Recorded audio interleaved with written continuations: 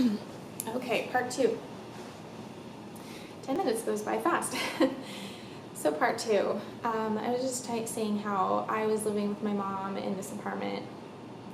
It was just me and her for a while, and those were kind of hard times because my mom will probably never ever admit this, but she definitely was just showed signs of depression. Like, she had to work full time, but she would just come home and she was just unavailable. Would turn on the TV and just check out, and I would ask my mom, like, hey mom, would you spend time with me or play with me? And she would say, no, I'm too tired, or no, I don't have enough money to spend time with you. And I'd be like, why do you have to have money to spend time with me? And I'd be like, we can do things for free, let's just go for a walk. Like, I just wanted my mom, like, I didn't. And she would say no. We didn't go for walks. We didn't spend that one-on-one time that I just so desperately wanted. I just remember from an early age spending a lot of time by myself, and also just feeling really lonely. My mom had to work, and she would leave for work, and I was what you would call a latchkey kid. I had a key to the house, and thank God we lived next to the elementary school, but I would lock up the house, take myself to school, come home from school, unlock the house, and wait for my mom to get off work after 5 o'clock and come home. And that was my life. And yeah, just a lot of time by myself. And I just have memories, like, we'd go to the grocery store and my mom would be like, see a mom with her kid and be like, go over to her and be like, how old is your kid? And they would say, and she would be like, my daughter is probably that age, and she would just kind of like connect like that. And I just remember it being really sad, but you're still a kid, so you're not like processing all of this.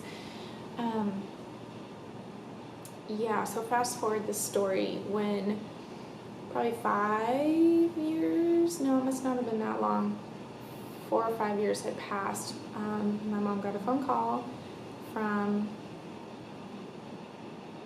the state where we had used to live in, and they said they were trying to locate my mother because my younger sister was in a foster home.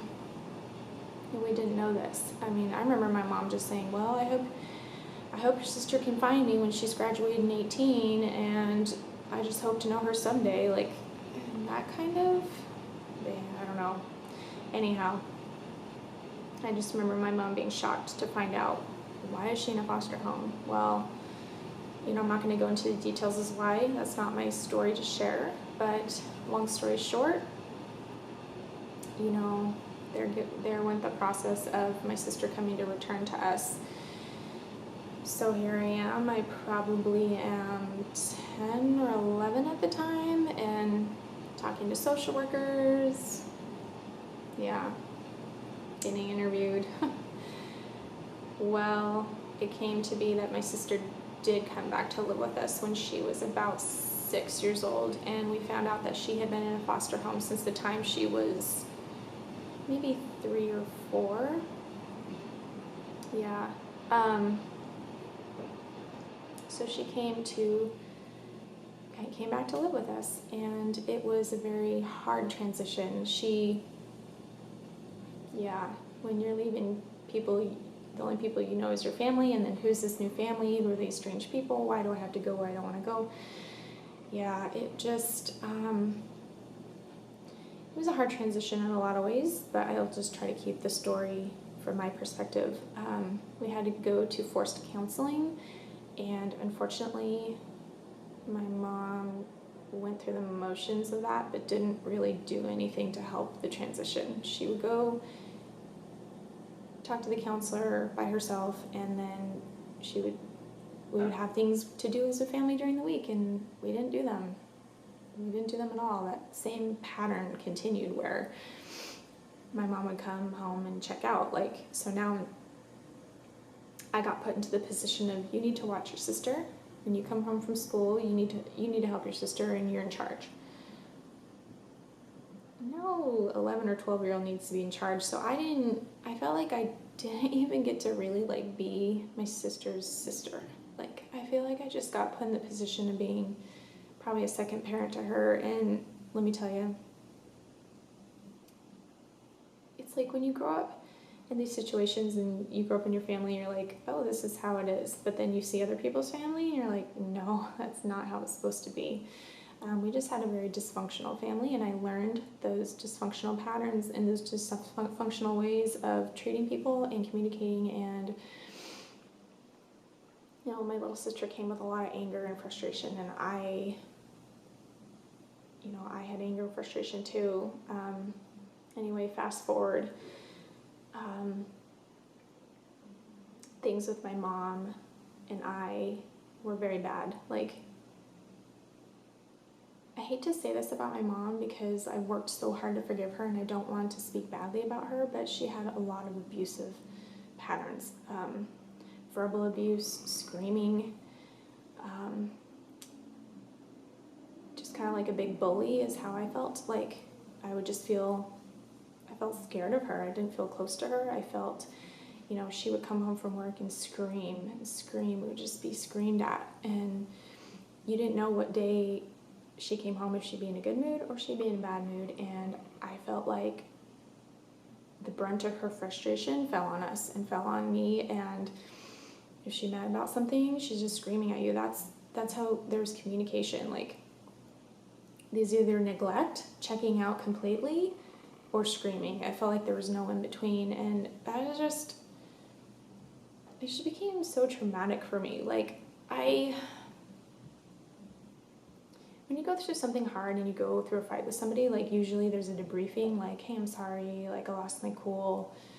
There was none of this in my family. There was just blow up after blow up after blow up, and there was no discussion about any of it. It just got swept under the rug and moving on, and we're never talking about it again, and you just need to get over it.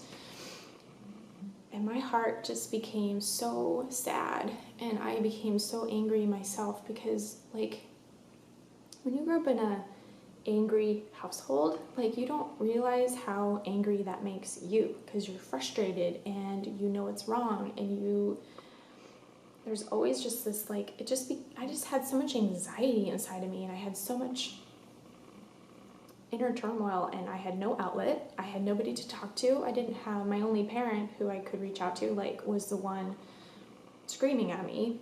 Like, she would get right up in your face, and sometimes it would blow over and become, you know, she would slap me across my face, or she would push me into a closet and hold me there, and, like, that's just... And yeah, I remember one time she was so mad, and she went into my room, and she was a tornado, and she threw everything against the wall. She ripped down everything on shelves, closets, game pieces were thrown about, and she just tornadoed my room because she was angry. And I was left there to clean it up, and I'm like, what the heck? And so, yeah, just, I could go into so much more detail, but I need to be brief. Basically, yeah, I used to just think if I could just graduate and move out, I'll be okay. If I could just get past this, I'll be okay. Like, my older sister, you know, at that time, she didn't come back. Like, she was living with friends, bounced around. She wasn't there, and I remember when she was old enough, she had an apartment. I could visit her once in a while and just being like, oh my gosh, I wish I could have ran away like her because, you know, I don't want to be in this situation. Just didn't want to be there. But I just stuck it out thinking, just make it till you're 18. Just make it till you're 18. Get out of this situation, and then everything will be fine. When you're a kid, like, and you just develop coping mechanisms, like, I had no idea that when you get out of your house, that when you go through growing up in an environment like that, that just doesn't go away. It's not something you're just like, oh, I'm on my own now, and, like, I didn't realize that stuff just carries on and on and on with you and leaves just really deep scars and really painful memories. Yeah. Anyway, you know, I do a lot of things for school now, and looking back, I'm like, oh, well, we had things stacked against us. Single parent, poor, not a lot of support. Like, there's, it could be just, it's just a statistic, right? But, you know, for some of you, that might be your story. You might have grown up in an angry household. You might have had just one parent. You might have experienced loss after loss after loss, or your family being completely broken apart.